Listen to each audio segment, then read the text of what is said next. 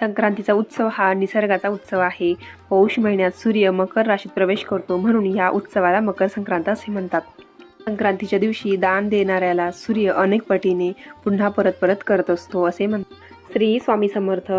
तर यंदा 14 जानेवारी 2026ला मकर संक्रांत आलेली आहे आणि मकर संक्रांतीच्या दिवशी षटतिला एकादशी आहे. तर 11 वर्षानंतर यंदा मकर संक्रांतीला हा दुहेरी योग जुळून आलेला आहे.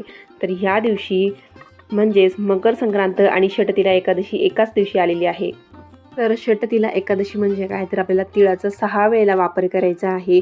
म्हणजे की तिळाचं स्नान करायचं आहे, तिळाचं उठणं करायचं आहे, तिळाचा जर होम करता येईल तर तो सुद्धा आपल्याला करायचा आहे आणि तीळ तर्पण सुद्धा करायचं आहे, जे की आपण पितरांसाठी करतो. ते तिळाचं दान करायचं आहे आणि तिळाचं भक्षण करायचं आहे. तर असं जे आहे ते 6 प्रकारे आपल्याला तिळाचा वापर करायचा आहे. आणि ह्या महिन्यात जे आहे तर आपल्याला संक्रांतीला तिळाचं दान करायचं आहे. हे सगळ्यात महत्त्वाचं दान आहे. तर संक्रांतीला तुम्हाला यथाशक्ती दान तुम्हाला करायचं आहे.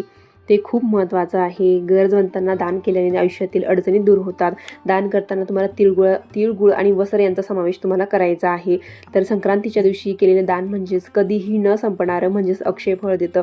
तर त्या दिवशी तुम्हाला आवर्जून दान करायचं आहे. जे तुम्हाला जमेल ते तुम्हाला दान करायचं आहे. तुम्ही काय दान करू शकतात की नवी भांडी, गाईला घास द्यायचा आहे, अन्न, तिळपात्र, गूळ, तीळ, सोने, भूमी, गाय, वस्त्र, घोडा अशा कुठल्याही गोष्टींचं तुम्ही दान करू शकता. ते आपल्या ऐपतीप्रमाणे तुम्हाला दान करायचं आहे. जे तुम्हाला सोपं वाटेल ते तुम्हाला दान करायचं आहे. कारण संक्रांतीला दान धर्माचं फार महत्त्व आहे. ह्या वर्षी संक्रांतीचं वाहन जे आहे तर ते वाघ आहे आणि उपवाहन जे आहे ते घोडा आहे. तर संक्रांतीने पिवळे वस्त्र धारण केलेले आहे, हातात गदा आहे आणि केसराचा टिळा लावलेला आहे. तर वयाने कुमारिका असून बसलेल्या स्थितीत आहे. तर यंदा संक्रांतीला आपल्याला पिवळे वस्त्र टाळायचे आहे आणि पिवळ्या वस्तू टाळायच्या आहे. तर आपण मकर संक्रांतीला जे आहे तर पिवळे वस्त्र घालायचे नाहीये. तुम्ही हळदी कुंकवाला घालू शकता, फक्त मकर संक्रांतीला घालायचे नाहीये. संक्रांतीला तिळाचं फार महत्त्व आहे आणि तिळाचं महत्त्व असल्याने या दिवशी तिळाचा वापर केल्याने आरोग्याबरोबर आर्थिक स्थैर्य सुद्धा लाभते. या दिवशी अंघोळीच्या पाण्यात सुद्धा आपल्याला तीळ टाकायचे आहे आणि आपल्याला भाजीमध्ये, भाकरीमध्ये सुद्धा आपल्याला तीळ टाकायचे आहे. या दिवशी आपल्याला विठ्ठल मंदिरात जाऊन आपल्याला तिळगुळाचा नैवेद्य आपल्याला दाखवायचा आहे. तर तुम्ही तिळाचे लाडू असेल, तिळाची बर्फी असेल ती तुम्हाला भगवान विठ्ठलाला आपल्याला अर्पण करायची आहे.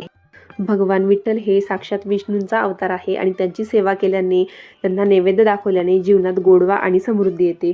तुम्हाला संक्रांतीच्या दिवशी यथाशक्ती दानसुद्धा तुम्हाला करायचं आहे आणि भगवान श्री हरी विष्णूंची सेवासुद्धा तुम्हाला करायची आहे. तर त्या दिवशी तुम्हाला काही स्तोत्र म्हणायचे आहे, विष्णू सहस्रनाम पठण करायचं आहे. कारण की जे पठण केल्याने आपल्या घरातील निगेटिव्हिटी जाते आणि पॉझिटिव्हिटी घरामध्ये येते. संक्रांत आणि षटतिला एकादशीचा हा सुंदर योग जुळून आलेला आहे. तर या दिवशी भगवान विष्णूंची तुम्हाला पूजा नक्कीच करायची आहे आणि विष्णू सहस्रनाम हे सुद्धा तुम्हाला पठण करायचं आहे. जर तुम्हाला येत नसेल तर तुम्ही मोबाईलवरती लावून सुद्धा तुम्ही हे पठण करू शकता. ज्योतिषशास्त्रानुसार या दिवशी सूर्याची ऊर्जा आणि विष्णूंची कृपा एकत्रित मिळते आहे. त्यामुळे आपल्याला भगवान विष्णूंची ही सेवा आवर्जून करायची आहे. संक्रांतीला या सेवा केल्याने, दान धर्म केल्याने तुमचे अडलेले काम पूर्ण होतील. तुमचे 7 पिढ्यांचे दोष ते उपाय दूर करतील. तर त्यामुळे आपल्याला हे उपाय सुद्धा करायचे आहे. या संक्रांतीच्या सणाला तिळांच्या लाडूंचं विशेष महत्त्व असते. रक्तवाहिन्यांवर थंडीचा परिणाम झालेला असतो. तिळामध्ये सिद्धतेचा गुण आहे आणि गुळ हा उष्ण मानला जातो. तर त्यामुळे आयुर्वेदाच्या दृष्टीने तीळ ह्या ऋतूतील आदर्श खाद्याची गरज पूर्ण करते. तर शेतातून नुकतेच ताजे तीळ आलेले असतात, त्यामुळे त्या दिवशी तिळगुळ आपण खात असतो.